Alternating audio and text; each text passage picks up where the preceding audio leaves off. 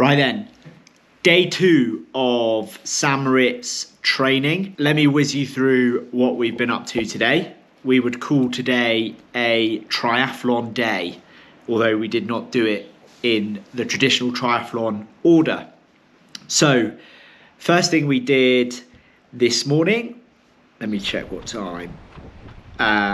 So 8 a.m. we went for a 45-minute run, just under 9k covered, and we did a lovely loop which went out along the lake that's out in front of us, up into the forest and the hills a little bit, over some of the train lines, and then back down the other side of the lake. Probably 50-50 tarmac and gravel. But yeah, really cool way to start the day. I had a coffee beforehand and then off we went. Came home and had breakfast. We had a little bit of an admin error where Fenella and I bought some bread and croissants, and Bill had also been out and bought bread and croissants, although that's a positive thing because we like eating lots of bread and croissants. But we had poached eggs, avocado and broccoli, and I think some tomatoes in there for breakfast. We then had about an hour or so chill, and then we went off to the pool and we did a 4.2k swim. Personally, I felt a little bit better than I did yesterday swimming, which is a little bit positive, and kind of, I wouldn't say saw times that I was used to seeing, but definitely felt a bit better in the water. Was a bit more in control of my breathing. The main set was, it was a strength-based swim, so we did 5 lots of 200 pull and paddles, 850s A2, which is sort of Ironman effort. We then did a 4-3-2-1 alternating pull and paddles, and then finished with another lot of 850s as the main set. But yeah, longest swim in a little while, longest swim since probably the week or so before Hamburg.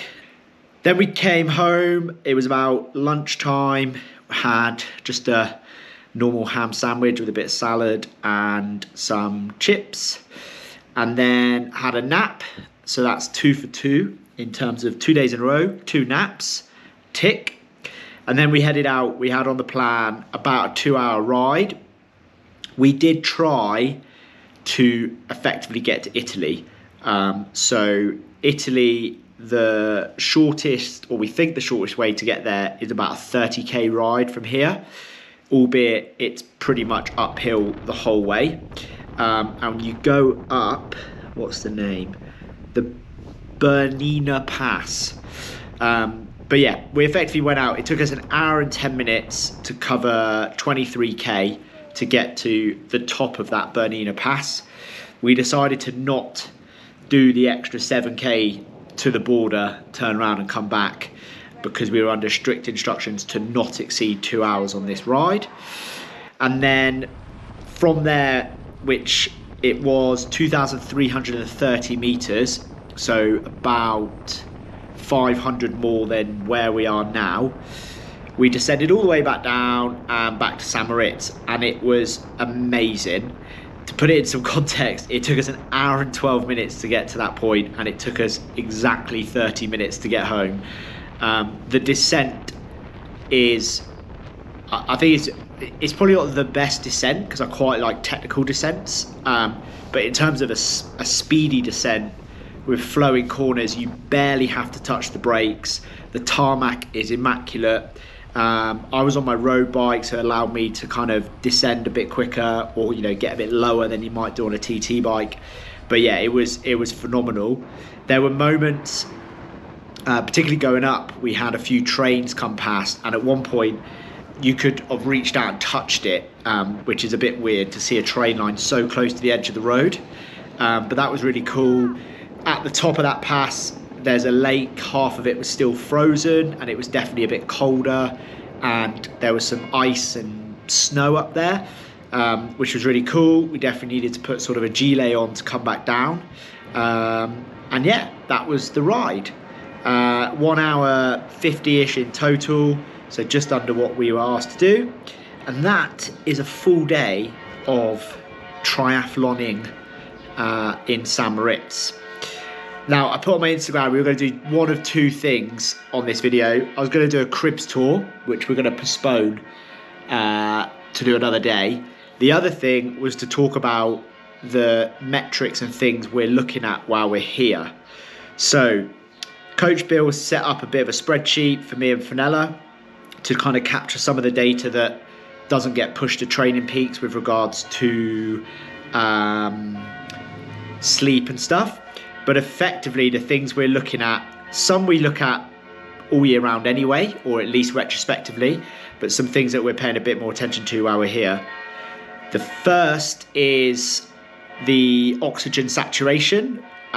So the logic or the thinking here is that we don't want to be below 90%, and we're looking at what it is in the morning. So overnight, my Garmin watch reads it. I had to enable it because it's not something I have had on before, and it does use quite a lot of battery life because it measures it every hour, and it does whenever you're still. I think it does it. So the data's quite good in the morning. It gives you an average of the overnight. So far, I've been at 93 and 92%. We're looking at sleep duration, so trying to bank that 8 hours overnight and then having a 40-minute or so nap during the day. And I've had 9 hours 40 and 7 hours 56 the past couple of days, which is really good for me. Looking at breathing rate, particularly overnight, my average breathing rate has been 15, which I think is about 2 breaths per minute more than when I'm at sea level, looking at historic data. We're looking at resting heart rate, which mine has been 46 for the last couple of days. Looking at historic data, normally is around 41, 42 when fit, well rested, sea level, etc.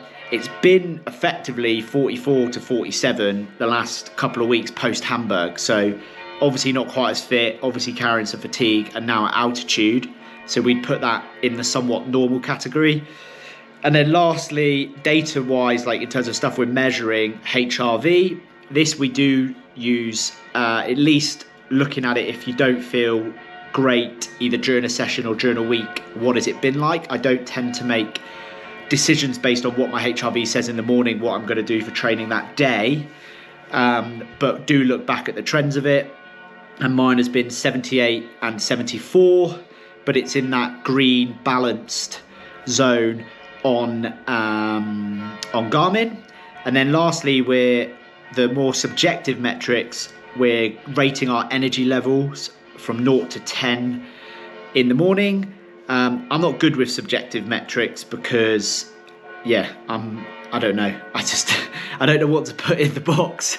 I never really make that decision in terms of how I feel energy-wise until I start doing something.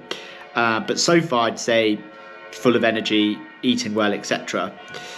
So they're the things we're tracking. We are going to, once we start doing some intense stuff, particularly probably track running, and if we can make it work logistically on the bike, measure lactate and see what that's like compared to normal levels. And that's probably more to look at, are we in the right, we can't just go off a power meter, for example, on the bike, because we would expect thresholds to be a little bit lower, particularly while we're still acclimatizing. And aside from that, that's it. In terms of some supplements, I've been taking zinc and magnesium for a while, and what do they call it? A multivitamin type gummy every day. The only additional thing I've added is an iron tablet, which I'm going to grab it because I actually got it while up here. But it's a 6 milligram low dose tablet, which I'm taking 2 of a day, 30 minutes after lunch, 30 minutes after dinner. So having it on a full stomach, just to supplement my iron levels. I have had blood tests historically, I've never had any issues with iron, but obviously at altitude, while you're potentially need it, I can take a low dose of it. That's it for today's video. Hopefully I've overlaid some of the good footage I got today, particularly on the bike. Tune in tomorrow for TBC. Maybe the cribs tour. Maybe we're going to the gym tomorrow. Maybe we'll focus on the gym session we're going to do. Anyhow, cheers.